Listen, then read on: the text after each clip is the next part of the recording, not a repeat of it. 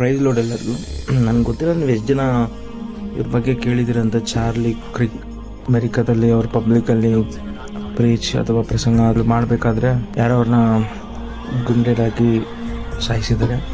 ದೇವರ ವಾಕ್ಯವನ್ನು ಎಷ್ಟು ಸ್ಪಷ್ಟವಾಗಿ ಯೌವನಸ್ಥರಿಗೆ, LGBTQ ಹಾಗೆ ಅನೇಕ ತಪ್ಪು ಮಾರ್ಗದಲ್ಲಿ ಹೋಗುತ್ತಾ ಇದ್ದಂಥ ಅನೇಕ ಯೌವನಸ್ಥರಿಗೆ ಒಳ್ಳೆ ಪ್ರಬೋಧನೆಯನ್ನು, ಒಳ್ಳೆ ವಾಕ್ಯವನ್ನು ಕೊಟ್ಟು ಸರಿಯಾದ ಮಾರ್ಗಕ್ಕೆ ಅನೇಕ ಯೌವನಸ್ಥರನ್ನು ನಡೆಸಿದಂಥ ಒಬ್ಬ ವ್ಯಕ್ತಿನೇ ಚಾರ್ಲಿ ಕ್ರಿಕ್. ಅವ್ರು ತಮ್ಮ 32ನೇ ವಯಸ್ಸಿನಲ್ಲೇ ಈ ಲೋಕನ ಬಿಟ್ಟು ಹೋಗಿದ್ದಾರೆ.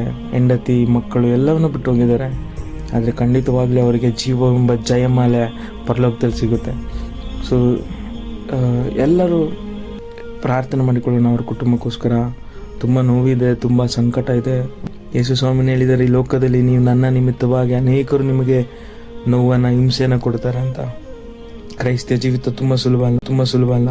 ಆದರೆ ಅದರಲ್ಲಿರುವಂಥ ಸಂತೋಷ ಎಲ್ಲೂ ನಿಮಗೆ ಸಿಗೋದಿಲ್ಲ. ಅನೇಕರು ಬಂದು ಕೊಲ್ತಾರೆ, ಅನೇಕರು ಬಂದು ನಾಶ ಮಾಡ್ತಾರೆ ನಮ್ಮನ್ನ. ಆದರೆ ಇದು ಯಾವುದು ಕ್ರಿಸ್ತನ ಪ್ರೀತಿಯಿಂದ ಸುವಾರ್ತೆನ ಸಾರೋದ್ರಲ್ಲಿ ಯಾರೂ ನಿಲ್ಲೋದಿಲ್ಲ.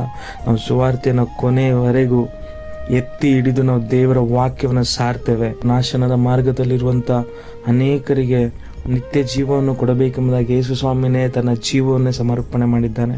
ಕ್ರಿಸ್ತನಿಗಾಗಿ ಎಲ್ಲವನ್ನು ಸಹಿಸಿಕೊಳ್ಳುವಂಥ ದೇವರ ಮಕ್ಕಳಾಗಿ ನಾವು ಬದುಕೋಣ.